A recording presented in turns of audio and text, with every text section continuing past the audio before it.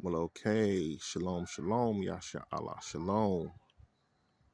On this wonderful, wonderful Shabbat in Pasach, which is Passover and unleavened bread evening here. Hopefully that everyone's having a lovely, lovely evening this evening. As you can see here, according to the Hebraic calendar and the day of the week, this is the 14th and 15th day of the Hebraic calendar.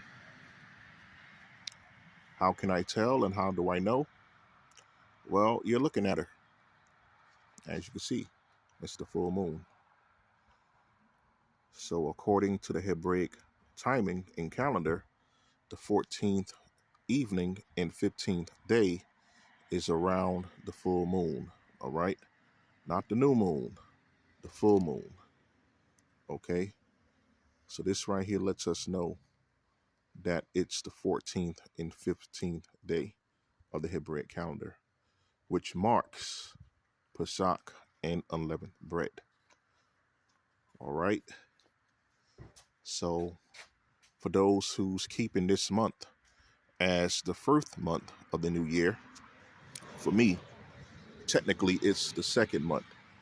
So this right here will be the second Passover for me in my household. All right.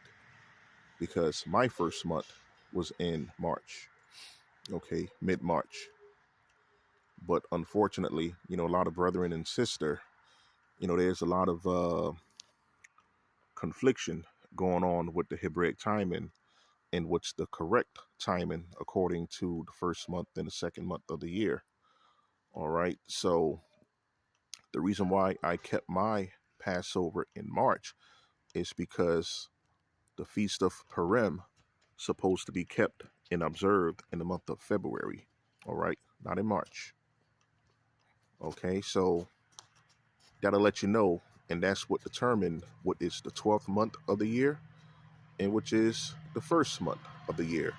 Now, in mid-February, it was the last month of the year, and that was during the feast of Pasach, Purim, which is Pur, or the Feast of Lots, okay, or Parayam, right?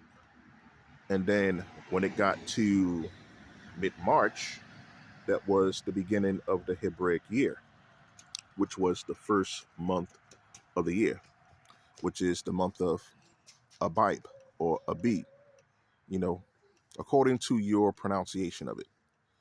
All right. So that was the correct first month of the Hebraic year. Okay. Which is mid-March. But like I said, some brethren and sister, they keep this timing, which is this evening of the first month. This is the reason why a lot of brethren and sisters is celebrating Pasach during this time. Okay. So during the new moon of this month, which is April, according to the Gregorian calendar, this is what they believe is the first month. All right. So this is why a lot of brethren and sisters in camps and, even brothers and sisters that's not a part of camps. This is the reason why they're keeping Pasach during this month. Okay. But as for me and my household, the more the better, the more the merrier, right? So we're actually going to keep Pasach and unleavened bread also. But this is technically going to be our second Passover, all right? According to the book of 2 Kings, chapter 8, I believe, it speaks of the second Passover. When King Hezekiah, sent an ambassador to the northern kingdom trying to get those guys to come back to keeping the law, statutes, commandments of the Most High and keep Pasach and unleavened bread in the southern kingdom during that time when, the kingdom of Yasharahla was being restored. But unfortunately, the northern kingdom, they laughed King Hezekiah to scorn, and they mocked him and they ridiculed him, and they talking about how they didn't want to keep the ordinances of the Most High anymore, and they was keeping the ordinances of the heathen, which is the Canaanites, who they mixed and mingled with in the northern kingdom, because the kingdom of Assyria was right above them. And during that time, the Assyrians, which were the Canaanites mixed with the Edomites, they conquered the northern kingdom.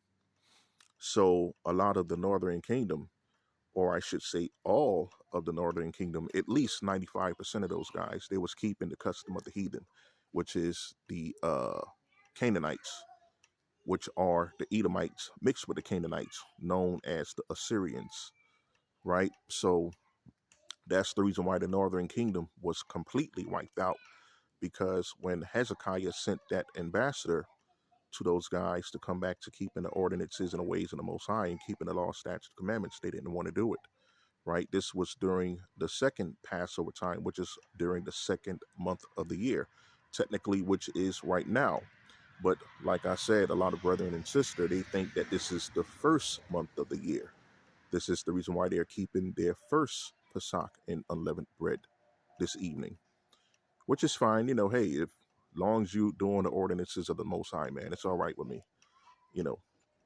So, you know, a lot of us, we got it mixed up and we got it misconstrued and miscombobulated, however we want to call it, you know. But as long as we're keeping the law, statutes, the commandments, and the ordinances of the Most High with pureness of heart, you know, that's all that matters. You know, the Most High sees us trying and attempting at least to keep his ordinances as we should. But according to scripture, the Most High tells us to keep his ordinances according to their correct timing. All right, this is how we're supposed to observe his holy days. Okay, so like I said, you know, I kept mine last month.